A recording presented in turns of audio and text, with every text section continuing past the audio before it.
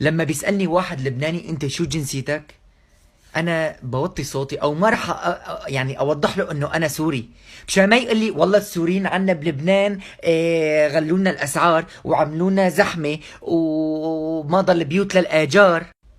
ولما الاردني بيسالني انت شو جنسيتك، كمان بوطي صوتي مشان ما يقول لي جيت لعنا على المخيمات اللي بيقعدوا فيها السوريين.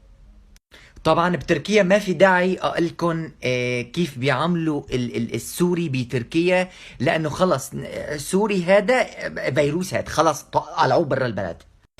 ولما بيسالني المصري انت شو جنسيتك، انا بعلي صوتي بقول له انا سوري.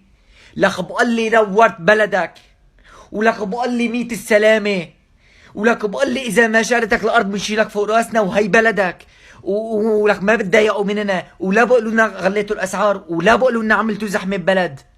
المصري بيقول لي علمني طريقه التوميه، وكلمه تقبرني يعني ايه. وبالنهاية يا مصري يرحم بطن اللي حملك على استقبالك، ولك ابوس دماغكن يا مصريين، لك دخيل لك دخيل دخيل كل شي فيكن، لك ابوس روحكن، لك ما في منكم انتم مصريين، ولك ابوس كل شي فيكن، ولك ابوس دماغكن.